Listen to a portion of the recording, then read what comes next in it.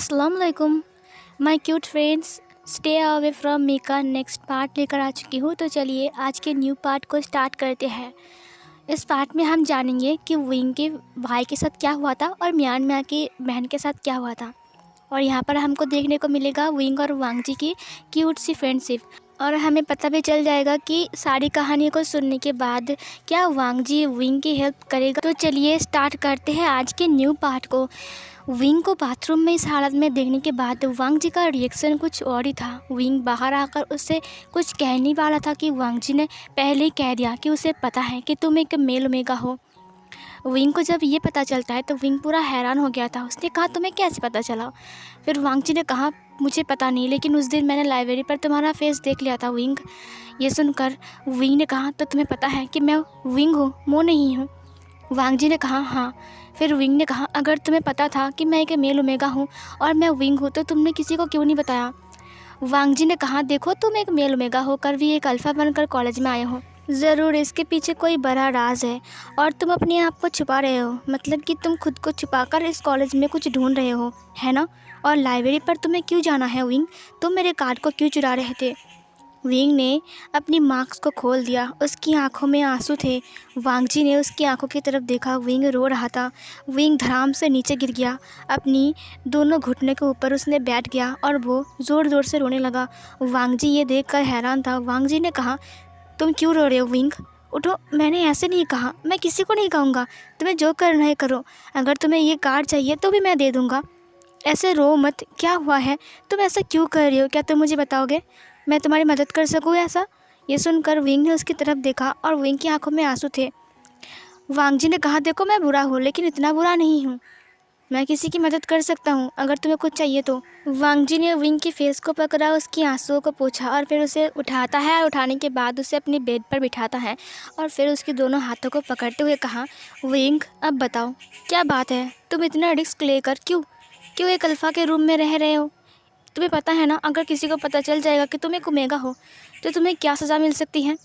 Wing रो रहा था, wing की फेस नीचे था। वांग जी ने विंग की फेस को पकड़ा और अपनी तरफ घुमाया। उसने कहा विंग बताओ ना, मैं तुम्हारी मदद करूँगा, मैं कह रहा हूँ ना मैं किसी को नहीं कहूँगा, बताओ तुम ऐसा क्यों कर रहे हो। विंग रोने लगा, विंग ज़ोर ज़ोर से रो रहा था। उसने कहा ये सब कुछ वेन चाओ की वजह से हुआ है, ये सब कुछ उसने क्या है उसकी वजह से। और फिर ये बोलकर वो रोने लगा। वांग जी ने कहा मुझे बताओ। विंग ने कहा तुम जानना चाहते हो कि मैं क्यों यहाँ पर ओमेगा होकर भी एक अल्फ़ा बनकर क्यों घूम रहा हूँ, क्यों खुद को छुपा कर रखा, क्यों तुम्हारे कमरे में आया और क्यों तुमसे वो कार्ड चुरा रहा हूँ और क्यों मैं लाइब्रेरी पर गया था। तुम जानना चाहते हो ना, तो ठीक है तो सुनो। फिर 4 साल पीछे की सीन में विंग ने कहानी बताना स्टार्ट कर दिया। अब हम सिर्फ कहानियों को सुनेंगे, ना कि सीन को दिखाऊंगी, ठीक है। तो विंग ने कहा ये 4 साल पहले की बात है जब मेरा बड़ा भाई इस कॉलेज में पढ़ता था। सबसे ब्रिलियंट एंड सबसे हैंडसम स्टूडेंट था वो। पता है लड़कियां उनके पीछे पागल थी। वो एक अल्फ़ा थे, वो बहुत स्ट्रांग थे, वो मुझसे बहुत प्यार करते थे। तब मैं नानी के पास थी एब्रॉड में, मैं एब्रॉड में था, मैं वहीं पर ही पढ़ाई करता था। पापा ने मुझे नानी के पास भेज दिया था क्योंकि मॉम डैड बिज़नेस में बिज़ी रहते थे और मैं अकेला घर में रहता था और मेरा भाई भी पढ़ाई में बिज़ी था, तो इसीलिए उन्होंने मुझे नानी के पास भेजा था। मेरा नाना एक बहुत बड़ा बिजनेसमैन है, वो भी एब्रॉड में, और मैं वहीं पर ही पढ़ाई करता था और मैं साल में एक बार घर आता था इधर। मेरा भाई कॉलेज में पढ़ता था। मेरा भाई हैंडसम था, काइंड था, बहुत अच्छा लड़का था, इसीलिए ना सारी लड़कियां मेरे भाई को बहुत पसंद करती थी। लेकिन मेरा भाई ना किसी को पसंद नहीं करता था। लेकिन एक दिन एक लड़की कॉलेज में आई थी, उसे देखकर ना मेरे भाई को पहली बार धड़कन महसूस हुई थी। उन्होंने कहा था कि उन्हें किसी से प्यार हो गया है, लेकिन उसका नाम मुझे कभी नहीं बताया और ना ही कभी उसका फ़ोटो दिखाया। उनसे प्यार होने के बाद उस लड़की ने भी मेरे भाई को प्यार का इजहार कर दिया था। पहले उस लड़की ने ही प्रपोज़ किया था। मेरा भाई तो बहुत खुश था कि फाइनली जिसे वो पसंद करता है वो इंसान भी उसे ही पसंद करता है, इसीलिए मेरा भाई बहुत खुश था। और वेन चाओ भी उस कॉलेज में ही पढ़ता था क्योंकि वो वेन चाओ के डैड का ही कॉलेज था। और उसका डैडी प्रिंसिपल था इसीलिए। और वेंचाओ की गंदी नज़र उस लड़की के ऊपर थी। और इधर वेंचाओ भी उस लड़की को बहुत पसंद करता था। जब वेंचाओ को पता चला कि वो जो लड़की थी वो मेरे भाई को प्यार करता है और प्यार का इजहार भी कर चुका है, तो वो बहुत ज़्यादा गुस्से में आ गया था। वेंचाओ बार बार उस लड़की को डिस्टर्ब करता था, जिसकी वजह से कई बार मेरे भाई के साथ उसकी लड़ाई हो चुकी है। और हर बार वेंचाओ को पीटने के बाद मेरा भाई बहुत ही गुस्से में घाता था। जब मैं छोटा था तब मुझे डर लगता था उनका गुस्सा देखकर। वो वेंचाओ के ऊपर बहुत गुस्सा रहते थे और वेंचाओ के साथ उसकी हर वक्त लड़ाई होती रहती थी उस लड़की को लेकर। लेकिन उन्होंने कभी भी फैमिली में नहीं बताया था। पापा ने कई बार पूछा कि तुम किससे प्यार करते हो, उन्होंने कहा कि बस करता हूँ, लेकिन एक दिन बताऊँगा, अभी नहीं। उन्होंने कभी नहीं बताया और ना ही कभी फ़ोटो दिखाया उस लड़की की। धीरे धीरे वक्त बीतते गए और मेरा भाई उस लड़की से बेइंतहा प्यार करने लग गया था। और वेंचा उन दोनों को देखकर बहुत ज़्यादा गुस्से में रहता था। वो बार बार उसे डिस्टर्ब करने चाहता था, लेकिन मेरे भाई के रहते वो ऐसा कुछ कर नहीं पाया। इसीलिए मेरे भाई के ऊपर एक बदला लेना था उसे बस। इसीलिए उसने एक योजना बनाया। जिस दिन मेरे भाई ने उस लड़की से कहा कि आज मैं तुम्हें मेरे घर ले जाऊंगा, फ़ोटो नहीं, मैं तुम्हें डायरेक्ट मेरी मम्मी पापा से मिलाना चाहता हूँ और मेरा छोटा भाई भी कल आएगा, इसीलिए अगर तुम आज जाओगे और हमारे घर में रहोगे तो फिर शायद वो कल तुमसे मिल सके। उस लड़की ने भी हाँ कह दिया था। वो लोग ही हॉस्टल में रहते थे और उन लोगों ने प्लान बनाया था कि कॉलेज के बाद वो लोग मिलने जाएंगे अपनी मॉम डैड से। पहले मेरा भाई उनके घर जाएगा, उसके बाद वो उसे लेकर हमारे घर आएंगे, उसके बाद वो मॉम डैड से बात करेंगे, उसके बाद उसके पेरेंट्स एक दूसरे से बात करेंगे। उन लोगों ने ऐसा ही कुछ प्लान बनाया था। वेंचाओ को पता चलने के बाद वेंचाओ तो बहुत गुस्से में था कि ये इतनी खूबसूरत लड़की को अपनी लाइफ में लाने वाला है, तो इसे तो रोकना ही पड़ेगा ना, क्योंकि उसकी गंदी नज़र जो थी उस लड़की के ऊपर। इधर इसीलिए वेंचाओ ने भी एक प्लान बनाया था। कॉलेज ख़त्म होने के बाद मेरा भाई उस लड़की के लिए गेट के बाहर इंतज़ार कर रहा था। इधर उस लड़की के पास एक छोटा सा चिट आई, उसे एक लड़की ने दिया। उसने कहा, ये लो, तुम्हें ये विशाओ ने दिया है। विशाओ मेरा भाई का नाम है और मेरा नाम विंग है। फिर विशाओ की चिट्ठी सुनकर उसने उस चिट्ठी को लिया और फिर चिट्ठी को खोलने के बाद वहाँ पर लिखा था, अभी 5 मिनट के अंदर मुझे लाइब्रेरी पर मिलो, तुमसे कुछ ज़रूरी बात करनी है। मॉम डैड के साथ मिलने से पहले तुमसे कुछ ज़रूरी बात करनी है मुझे। विशाओ का ये चिट्ठी पढ़कर वो पहले थोड़ी देर सोचती है, लेकिन उसने सोचा शायद उसे कुछ ज़रूरी बात करनी होगी, इसीलिए वो अपने दोस्तों को कहता है कि मुझे विशाओ से मिलने जाना है, तुम लोग चले जाओ, उसने मुझे लाइब्रेरी पर बुलाया है। उस लड़की के दोस्तों ने कहा, लेकिन तुमने कहा था कि तुम आज पेरेंट्स से मिलने जाओगे उसके। फिर उस लड़की ने कहा कि नहीं, विशाओ ने मुझे कुछ ज़रूरी बात करने के लिए बुलाया है, इसलिए तुम लोग चले जाओ, मैं उससे बात करने के बाद हम दोनों साथ में जाएंगे। फिर उसके दोस्त जाने के बाद वो लाइब्रेरी रूम पर जाता है। वो लाइब्रेरी रूम पर जब जाता है उसे कुछ समझ में नहीं आता, क्योंकि वहाँ पर कोई भी नहीं था। फिर अचानक से धड़ाम से दरवाज़ा बंद हो जाता है और फिर उस लड़की ने जब सामने वाले इंसान को देखा वो हैरान था। वहाँ पर विशाओ नहीं बल्कि वेंचाओ था। वेंचाओ ने उसे कहा, जाने मन तो मेरे पास आ ही गई। फिर वो लड़की बाहर जाने के लिए दरवाजे के पास जाता है। उसने कहा, वेंचाओ तुम्हारी इतनी हिम्मत, तुमने मुझे ये चिट देकर झूठ बोला कि मुझे विशाओ ने बुलाया है और तुम इतने झूठे हो, मुझे जाने दो। और फिर ये बोलकर वो दरवाजे को खोलने जाता है, लेकिन वेंचाओ ने उसे रोक लिया और उसके कपड़े को फाड़ दिया और वो अपनी बॉडी को कवर करने के लिए अपने हाथों को लेकर नीचे बैठ गया। उसने कहा, तुम ऐसा क्यों कर रहे हो, प्लीज़ मुझे जाने दो। वो रोने लगी, वो रो रही थी। इधर विशाओ उसका इंतज़ार कर रहा था गेट के बाहर। जो लड़कियाँ उनकी दोस्त थी ना उस लड़की की, वो लोग कैंटीन में थोड़ी देर के लिए रुकते हैं, क्योंकि उन्हें कुछ खाना था हॉस्टल में जाने से पहले, इसीलिए वो कुछ खाना ले रहे थे। इधर वेंचाओ उस लड़की के साथ ज़बरदस्ती करने में बिजी था। वो उसके साथ सब कुछ कर रहा था जो एक मैरिड कपल करते हैं। इतना बोलते ही विंग रो दिया। उसने कहा, वो वेंचाओ उसके साथ, वेंचाओ उसके साथ। और फिर वो रोने लगा। वांग जी ने उसके हाथों को पकड़ा। उसने कहा, उसके बाद क्या हुआ। फिर विंग ने फिर से बोलना स्टार्ट किया। उसने कहा, फिर वो लड़कियां जो कैंटीन में खाना ले रही थी वो लोग बाहर आते हैं। जब उन्होंने विशाओ को अपने सामने देखा वो लोग हैरान हो गए थे। उन्होंने कहा, अरे विशाओ तुम यहाँ पर क्या कर रहे हो, तुमने तो उसे बुलाया था ना, वो तो तुमसे मिलने के लिए लाइब्रेरी पर गया है और तुम यहाँ पर क्या कर रहे हो। विशाओ यह सुनकर हैरान था। विशाओ ने कहा, लेकिन मैं तो कब से उसका इंतज़ार कर रहा हूँ यहाँ पर। उसने कहा कि उसे तुमसे कुछ ज़रूरी बात करनी है, तुम उसके बेस्ट फ्रेंड हो ना, इसीलिए। उसने कहा बाहर रुकने के लिए। मैं तो कब से बाहर इंतज़ार कर रहा हूँ, और मैं उसे भला क्यों लाइब्रेरी पर बुलाऊँगा, हम तो कहीं पर भी बात कर सकते हैं ना। फिर उन्होंने कहा ओ नो, तो फिर वो लाइब्रेरी पर क्यों गया है? देखो विश्व, ऐसी उल्टी पुल्टी बातें वो करना बंद करो, ठीक है? वो हमारे कितने अच्छे दोस्त हैं, तुमने उससे ऐसे झूठ क्यों बोला? जाओ, वो लाइब्रेरी पर तुम्हारा इंतज़ार कर रहा है, और वो चिट्ठी तुम्हारी थी, समझे तुम?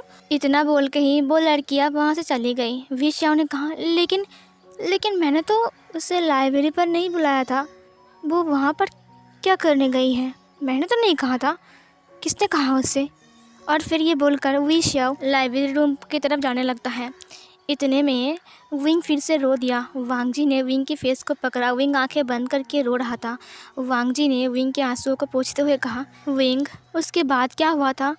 क्या तुम्हारे भाई ने उस लड़की को बचाया? विंग ने कहा, मेरा भाई जब उस लाइब्रेरी रूम के पास पहुंचा तो वहां से ज़ोर ज़ोर से चीखने की और चिल्लाने की और रोने की आवाज़ आ रही थी, और वो बार बार इतनी ज़ोर ज़ोर से चिल्ला रही थी, लेकिन उसकी चीख सुनने वाला वहाँ पर कोई नहीं था। विश्व ने कहा, कौन हो, क्या कर रहे हो उसके साथ, दरवाज़ा खोलो। और एक लड़के की आवाज़ भी आ रही थी। इधर विश्व दरवाजे को बार बार ठोकता रहा।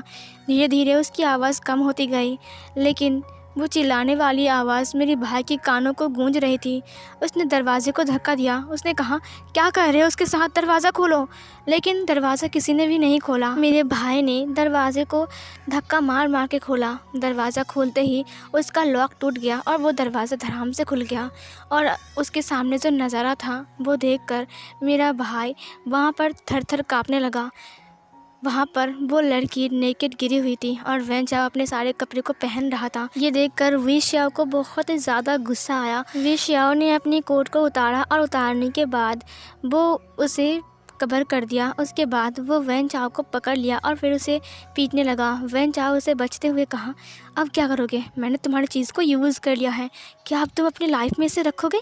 ये बोलकर वो ज़ोर ज़ोर से हंसने लगा और विश्व उसके साथ मारपीट करने लगता है। वेंचाओ ने विश्व को धक्का दिया और विश्व नीचे गिर गया। वेंचाओ उसी रूम से बाहर निकाल गया और उसने दरवाजे को बाहर से लॉक कर दिया, और वो लड़की वहीं पर ही गिरी हुई थी। वो लड़की बेहोश थी। विश्व ने कहा, वेंचाओ के बच्चे, दरवाज़ा खोल, बाहर से दरवाज़ा क्यों लॉक किया तूने?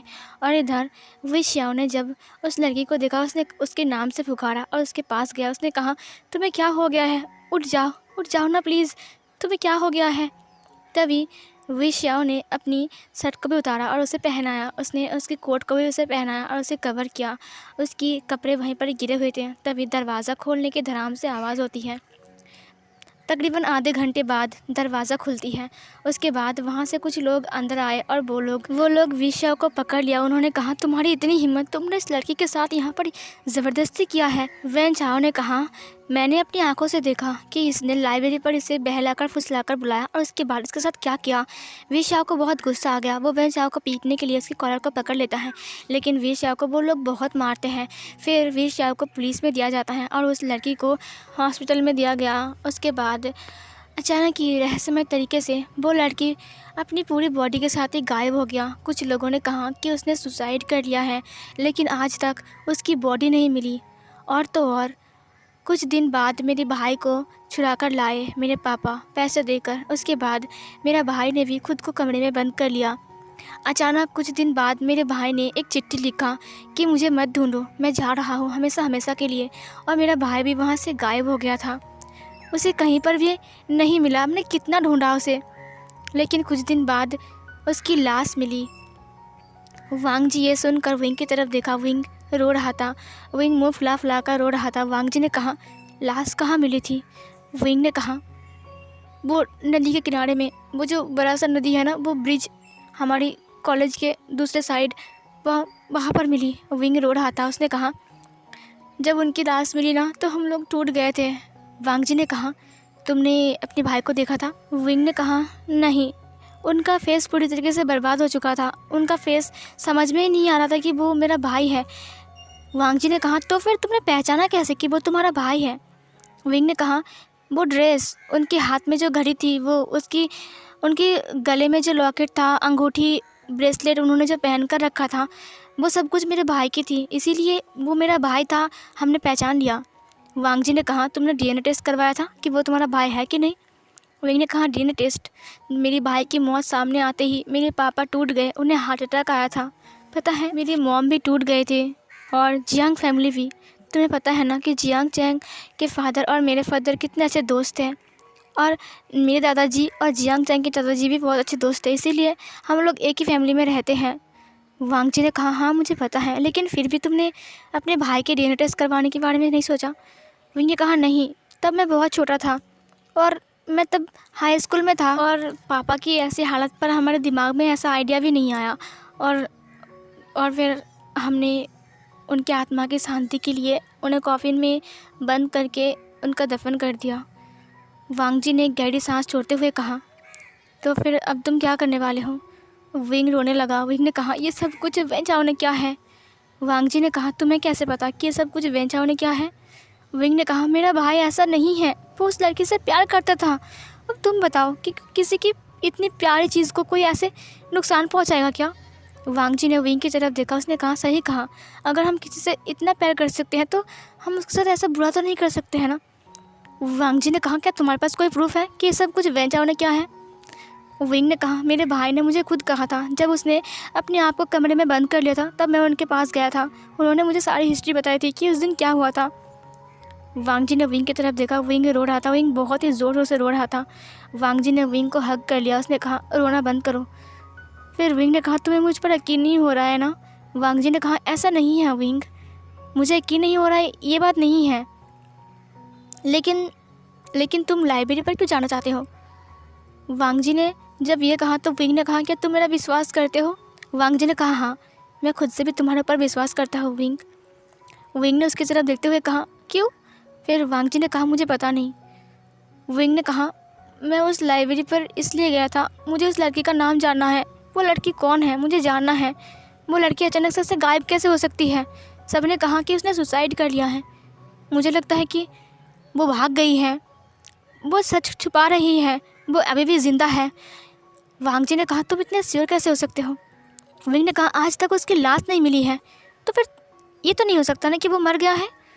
वांग जी ने विंग के आंसुओं को पूछा। उसने कहा, ठीक है, अगर वें चाओ ने ऐसा कुछ किया है, अगर ये सच है, तो मैं तुम्हारे साथ हूँ विंग, मैं तुम्हारी हेल्प करूँगा। तुम्हें लाइब्रेरी पर जाना है ना, मैं तुम्हारे साथ जाऊँगा। अगर तुम मुझे पहले बोलते तो मैं तुम्हारी हेल्प करता।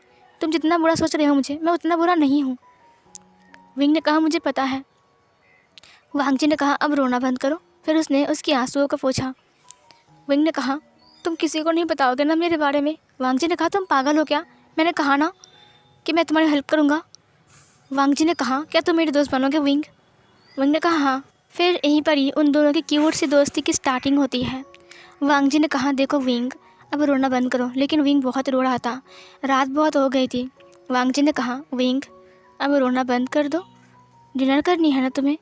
विंग ने कहा, मुझे कुछ नहीं खाना, मुझे मेरे भाई की बहुत याद आ रही है। ये बोलकर उसने वांग जी को और भी टाइटली पकड़ लिया। वांग जी ने विंग को हग किया। उसने कहा, तुम चिंता मत करो, मैं तुम्हारे साथ हूँ, और अगर वें चाओ ने ऐसा कुछ किया है तो वो ऐसे खुले में नहीं घूम सकता है, उसे पनिशमेंट मिलनी चाहिए। विंग, मैं तुम्हारी हेल्प करूँगा, तुम चिंता मत करो विंग, मैं हमेशा तुम्हारे साथ हूँ। विंग ने वांग जी की चिस्ट के ऊपर अपनी नोज़ को रब किया। वो रो रहा था बहुत ज़्यादा। उसने कहा, देखो विंग, कल संडे है, इसीलिए कल पूरा दिन है हमारे पास। कल कॉलेज की छुट्टी है, हम कल पूरे लाइब्रेरी रूम को छान मारेंगे, ठीक है विंग? लेकिन विंग बस रोए जा रहा था। वांग जी ने विंग के हेड के ऊपर अपने सिर को रखा। उसने कहा, चुप हो जाओ विंग, प्लीज़ चुप हो जाओ, सब ठीक हो जाएगा, चिंता मत करो, हम दोनों इसको सुलझाएंगे, मैं तुम्हारे साथ हूँ विंग, तुम चिंता मत करो। ये बोलकर उसने विंग के बालों को सहलाना स्टार्ट कर दिया। विंग रोते रोते वांग जी की बाहों में ही सो गया। विंग बहुत ज़्यादा क्यूट लग रहा था। वांग जी ने उसकी फेस को पकड़ा। उसने कहा, तुम्हारे दिल में इतना दर्द है, बताया नहीं कभी तुमने, और मैंने तुम्हें कितना तंग किया था, मैं कितना बुरा हूँ ना, फिर भी तुमने मुझे माफ़ कर दिया विंग, तुमने मेरी दोस्ती को एक्सेप्ट कर लिया। क्या तुम मेरे लाइफ में आओगे विंग? तुम्हारे बिना मेरी लाइफ बहुत अधूरी है। ये बोलकर उसने विंग के फॉरहेड के ऊपर किस किया। उसने कहा, मुझे पता है कि मैं तुम्हारे टाइप का नहीं हूँ विंग, लेकिन मैं प्रॉमिस करता हूँ मैं खुद को तुम्हारे जैसे बना लूँगा, तुम मेरे साथ रहोगे ना विंग? विंग सो रहा था। उसने विंग के फॉरहेड के ऊपर बहुत सारा किस किया, उसकी चिक्स पर किस किया। उसने कहा, अगर वें चाओ ने तुम्हें इतना दर्द दिया है तो उस वें चाओ को मैं तड़पा तड़पा कर मारूंगा। और फिर ये बोलकर उसने विंग को हग कर लिया, और फिर वो दोनों ही वहीं पर सो गए। जब सुबह होती है तब विंग ने अपनी आंखें खोला। उसने देखा कि वो बेड पर सो रहा है, वो वांग जी की बेड पर ही सोया हुआ है। उसके बाद वो ब्लैंकेट के नीचे खुद की बॉडी को देखता है। उसने देखा कि वो ठीक ठाक है। फिर उसने आसपास देखा, वहाँ पर वांग जी नहीं था।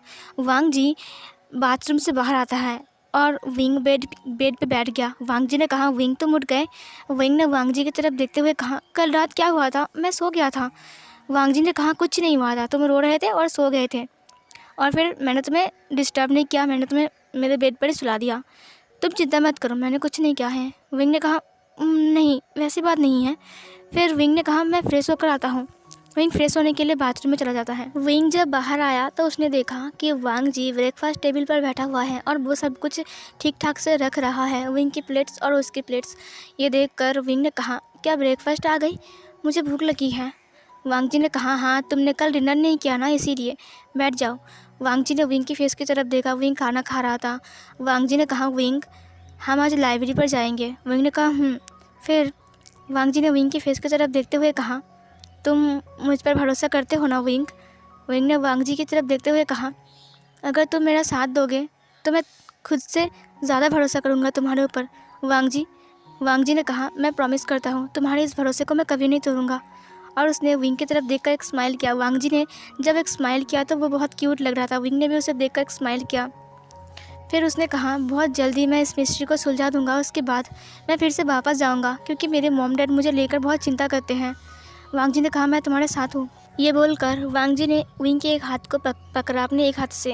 विंग ने उसकी तरफ देखा और वांग जी ने भी विंग की तरफ देखा और वो दोनों स्माइल करते हैं, एक क्यूट सा स्माइल। और यहाँ पर एक क्यूट से मोमेंट को दिखाया जाता है। फिर वो लोग ब्रेकफास्ट ख़त्म करते हैं और ख़त्म करने के बाद वो लोग लाइब्रेरी रूम की तरफ जाने लगा। विंग ने कहा, अगर किसी को शक हो गया तो? वांग जी ने कहा, तुमने तो मास्क पहन लिया है ना और तुम्हें कोई पहचानता भी नहीं है, तुम्हारा नाम तो मो है और तुम कह देना कि तुम्हें कुछ किताब की ज़रूरत थी इसीलिए तुम लाइब्रेरी पर आए थे। फिर ऐसे बोलते ही बोलते वांग जी ने लाइब्रेरी रूम का डोर ओपन किया। फिर वो लोग अंदर आ गए। वांग जी ने कहा, मैं डोर को ऑफ़ करता हूँ और फिर वांग जी ने पासवर्ड देकर डोर को बंद कर दिया। फिर विंग ने कहा, लेकिन उस दिन रात को जब मैं इस लाइब्रेरी पर आया था तो मुझे वो फाइल मिल गया था और वो ना नीचे गिर गया था, पता नहीं कि वो लाइब्रेरी के अंदर गिरा था कि नहीं। वांग जी ने कहा, जब मुझे होश आया था तब मैं चेयर में बैठा हुआ था, मुझे कोई होश नहीं था, मेरे दोस्तों ने मुझे वहाँ से बाहर निकाला, तुम तो मुझे छोड़कर भाग गए थे। वहीं ने कहा, मैं डर गया था ना, मुझे लगा कि तुम सबको बोल दोगे और मुझे पकड़ लोगे, इसीलिए मैं डर के मारे वहाँ से भाग गया था, मुझे माफ़ कर दो, मुझे तुम्हें ऐसे छोड़कर नहीं जाना चाहिए था। वांग जी ने कहा, कोई बात नहीं, चलो उस फाइल को ढूंढते हैं। विंग ने कहा, वो शायद कहीं पर गिर गया होगा। वांग जी ने कहा, शायद मेरे दोस्तों ने कहीं पर उसे रख दिया होगा। फिर वो लोग सारे बुक शेल्फ और सारे अलमारियों को चेक करने लगता है, लेकिन वो फाइल नहीं मिल रही थी। विंग ने कहा, ये क्या हो रहा है, उस दिन तो मुझे वो फाइल मिल गई थी। वांग जी ने कहा, ढूंढो ना, अच्छे से मिल जाएगा। फिर वो लोग ढूंढने लगते हैं।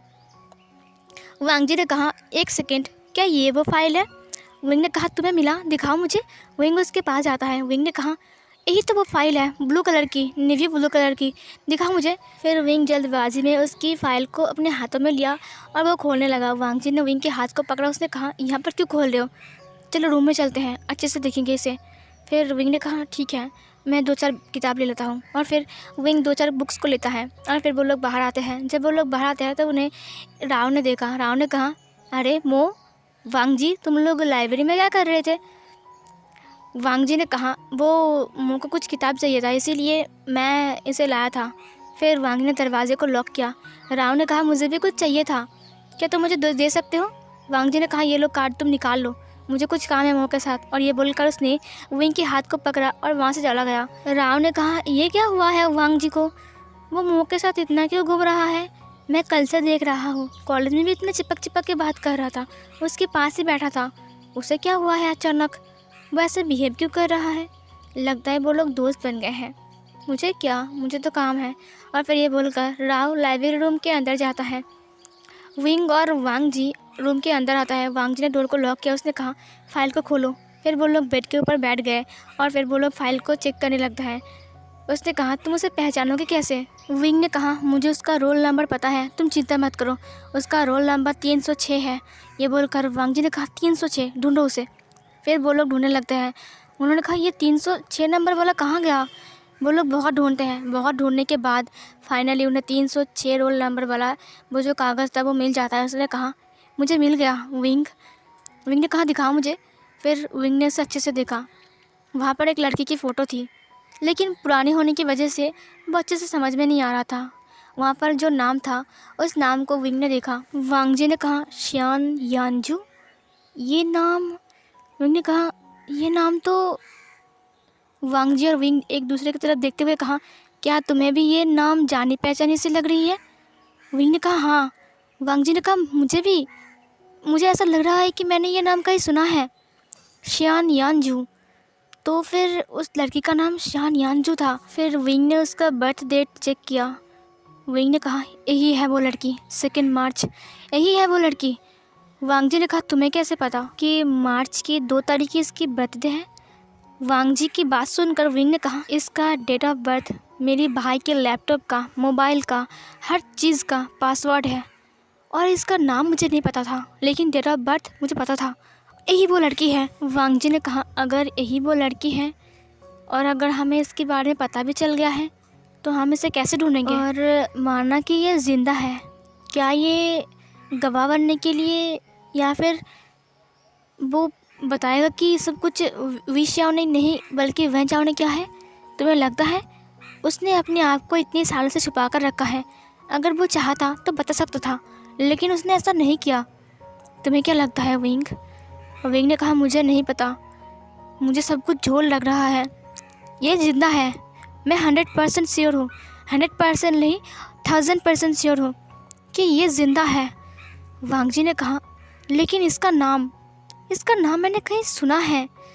विंग ने कहा मुझे नहीं पता, लेकिन मुझे भी सुना सुना सा लग रहा है। और वैसे भी तुम्हें पता है ना कि मैं सिर्फ 1 हफ्ता हुआ है एब्रोड से वापस आया हूँ, इसीलिए सबके बारे में मुझे पता नहीं है, लेकिन ये नाम मैंने कहीं तो सुना होगा, एक बार भी सुना है। वांग जी ने कहा रुको, मैंने ये नाम कहाँ सुना है? फिर विंग ने कहा अब छोड़ो भी, ये सब जान के और सोच के टाइम बर्बाद करने की कोई ज़रूरत नहीं है, हम आज से ही उस लड़की को ढूंढेंगे। वांग जी ने कहा फिर विंग ने कहा मैं पता लगाऊंगा कि ये सुसाइड था या फिर मर्डर केस। वांग जी ने कहा मर्डर केस? विंग ने अपनी भाई की फ़ोटो को दिखाते हुए कहा ये देखो, मुझे ये वेन चाओ के ऑफिस रूम के पास से मिला और इस पर देखो क्या क्रॉस का निशान है, वो भी रेड कलर का। वांग जी ने कहा तुम्हें ये कब मिला? विंग ने कहा उस दिन रात को जब मैं गया था। वांग जी ने कहा तो फिर उस दिन रात तुम ही थे और तुमने मुझे क्या कहा कि तुम नहीं थे वहाँ पर?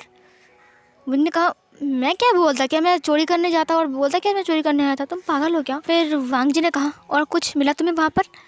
विंग ने कहा नहीं, मैंने वो उस पर बहुत ढूंढा फाइल वगैरह, लेकिन कुछ नहीं मिला। लेकिन हाँ, वहाँ पर एक लैपटॉप था, लेकिन मैं जब उसे ओपन करने गया तो वो ओपन नहीं हो रहा था क्योंकि वो पासवर्ड मांग रहा था।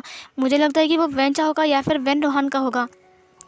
वांग जी ने कहा तुम कितने नंबर डेस्क के ऊपर गए थे? फिर विंग ने कहा शायद 2 नंबर वाला। वांग जी ने कहा वो तो वेन चाओ का होगा, वहाँ पर वेन चाओ बैठता है। विंग ने कहा क्या हमें वो लैपटॉप चेक करना चाहिए? वांग जी ने कहा सही कहा तुमने, ये लड़की कौन है और इसकी नाम इतनी जानी पहचानी से क्यों लग रहा है? और तुम्हारे भाई की ये फ़ोटो, ये सब कुछ अजीब लग रहा है मुझे। विंग तुम जैसा बोल रहे हो अगर ऐसा ही है ना तो वेन चाओ को तो बस। फिर विंग ने कहा तो फिर सबसे पहले हमें उसका लैपटॉप चेक करना चाहिए, हमें अगर वहाँ से कुछ प्रूफ मिल जाए तो। वांग जी ने कहा मुझे उसकी लैपटॉप की पासवर्ड पता है। विंग ने जब ये सुना तब उसने कहा तुम्हें पता है उसके लैपटॉप का पासवर्ड? वांग जी ने कहा हाँ, वो मेरा दोस्त तो नहीं है लेकिन वो मेरे भाई का दोस्त है और उसका लैपटॉप मैं कभी कभी चलाता था। वैसे भी उसने मुझे बताया था उसका पासवर्ड, अगर उसने चेंज नहीं किया होगा तो मैं खोल सकता हूँ। विंग ने कहा तो फिर हम आज रात को ही जाएंगे उस लैपटॉप को चेक करने के लिए। वांग जी ने कहा ठीक है, तो फिर आज रात चलेंगे, ओके। विंग ने वांग जी की तरफ देखते हुए कहा थैंक यू सो मच वांग जी। और ये बोलकर उसने वांग जी के हाथों को पकड़ा। उसने कहा तुम मेरी इतनी मदद कर रहे हो, इतना रिस्क लेकर, थैंक यू सो मच, मैं तुम्हारा शुक्रिया कैसे करूं? विंग ने जब वांग जी के हाथ को पकड़ा तो वांग जी का दोनों कान रेड हो गया था। उसने कहा ऐसे मत बोलो, तुमने तो कहा था ना कि हम दोस्त हैं। और ये बोलकर उसने विंग के हाथ को पकड़ा और फिर वो दोनों एक दूसरे की तरफ देखने लगे। वो दोनों एक दूसरे की आंखों की तरफ देख रहे थे। वांग जी और विंग एक दूसरे की आंखों में खोसा ही गए थे। वांग जी ने कहा विंग क्या तुम्हारी लाइफ में कोई ऐसा पर्सन है जिसे तुम बहुत प्यार करते हो? विंग ने कहा ऐसा तो अभी कुछ नहीं मिला है ना मुझे। वांग जी ने कहा, क्या तुमने अब्रॉड में भी किसी को नहीं पटाया था? वांग ने कहा, नहीं, मुझे डर लगता है। मेरे भाई की वजह से मुझे ये सब चीज़ें दूर रहना ही पसंद है। वांग जी ने कहा, अगर तुम्हारी लाइफ में कोई ऐसा पर्सन आएगा तो क्या तुम उसे एक्सेप्ट करोगे? विंग ने वांग जी की तरफ देखते हुए कहा, मुझे नहीं लगता कि मेरे लाइफ में ऐसा पर्सन कोई आएगा और जो मुझे हद से ज़्यादा प्यार करेगा। वांग जी ने अपने मन में कहा, तुम्हारे लाइफ में एक ऐसा पर्सन आने वाला है, वो तुम्हें हद से ज़्यादा नहीं बल्कि अपनी जान से भी ज़्यादा प्यार करता है। ये बोलकर उसने विंग की तरफ देखकर एक स्माइल किया। विंग ने वांग जी की स्माइल को देखा लेकिन उसे समझ में नहीं आया। उसने भी वांग जी को देखकर स्माइल किया और ये वाला पार्ट यहीं पर ही ख़त्म होती है।